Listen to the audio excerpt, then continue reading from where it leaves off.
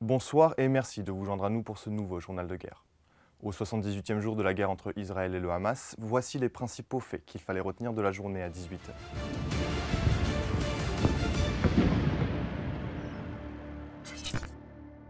Commençons par la situation à la frontière libano-israélienne.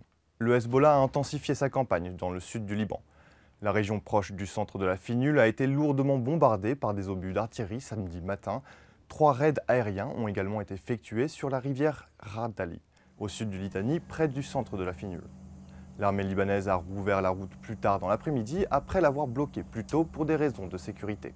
Cette route est généralement empruntée par des civils et des journalistes pour se rendre dans le sud. Selon le journal quotidien An-Nahar, les équipes de presse et des chaînes de télévision MTV et Al-Manar ont pu échapper à l'attaque israélienne. Les bombardements israéliens et les frappes aériennes ont visé les zones de Yaroun, Maïs al-Jabal, ainsi que les environs de Jebin, Tahir al-Fa et Nakoura. Des obus au phosphore ont également été largués sur la région de Taoufa à Maïs al-Jabal. Les villes d'Aït al-Chab et Ramia ont également été directement bombardées. En réponse, le Hezbollah a annoncé avoir ciblé des unités d'infanterie israéliennes aux positions de Talet el-Tayat et Jabal Nasr, ainsi que les casernes de Jumeirah et les sites de Bayat Blida, Birkat Shira, Al-Balad et Sheba Farms. Le Hezbollah a également lancé des roquettes depuis le sud du Liban vers la localité d'Al-Manara en Galilée. De plus, l'équipe de défense civile affiliée aux éclaireurs de la mission islamique, proche du groupe pro-iranien, a échappé à des obus d'artillerie tombés près du centre de l'association à Maïs al-Jabal. À Gaza, l'offensive israélienne se poursuit sans interruption. Les bombardements et les tirs d'artillerie ont visé plusieurs endroits du nord au sud du territoire, notamment le camp de réfugiés de Nuseirat, dans le centre de Gaza, où une frappe israélienne a tué 18 personnes pendant la nuit, selon le ministère de la Santé de Gaza. Des nuages de fumée s'élevaient également au-dessus de Khan Younis, la plus grande ville au sud de Gaza.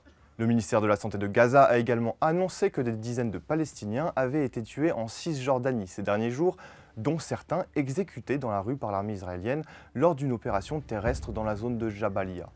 Les autorités israéliennes n'ont pas commenté ces actions, mais ont rappelé que l'action de leurs forces armées sont contre des cibles militaires et se conforment aux dispositions du droit international. À l'international, justement, un nouveau navire commercial a été frappé par une attaque de drone.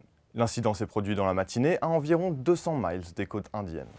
Parti d'Arabie Saoudite, le bateau sous pavillon libérien est bien affilié à Israël, selon la société britannique de sécurité maritime Embraer. Sans revendication immédiate, l'incident fait suite à une série d'attaques de drones et de missiles menées ces dernières semaines par les rebelles Houthis du Yémen, soutenus par l'Iran dans les eaux de la région très fréquentées par le commerce maritime mondial. Des médecins israéliens ont d'ailleurs affirmé que le tir provenait cette fois de l'Iran et non du Yémen. Hier, dans la soirée, le Conseil de l'ONU a adopté une résolution après 5 jours de négociations laborieuses qui réclame l'acheminement immédiat et à grande échelle de l'aide humanitaire à Gaza. La résolution adoptée vendredi se garde d'appeler à un cessez-le-feu rejeté par Israël et son allié américain. Elle demande de créer les conditions d'une cessation durable des hostilités. La portée réelle de cette résolution est encore incertaine puisque les passages d'entrée dans l'enclave sont soumis à d'importantes restrictions côté égyptien à Rafah et israélien à Kerem Shalom. Le secrétaire général de l'ONU, Antonio Guterres, a fustigé vendredi les obstacles massifs à la distribution d'aide créés par la manière dont Israël mène son offensive. Il a réitéré son appel à un cessez-le-feu, seule option permettant de répondre à l'ampleur de la crise humanitaire à Gaza. Le bilan humain depuis le début de la guerre s'élève désormais à 20 258 morts côté palestinien à 18h, heure de Beyrouth, lorsque du côté d'Israël, le nombre de décès communiqués par les autorités n'a pas changé, avec environ 1200 morts malgré les victimes régulières militaires annoncées par l'armée. C'est tout pour le récapitulatif d'aujourd'hui. Rendez-vous demain pour un autre tour d'horizon de la situation. D'ici là, restez connectés sur notre site www.icibeyrouth.com dans la section Guerre, Israël-Hamas et sur toutes nos plateformes de médias sociaux.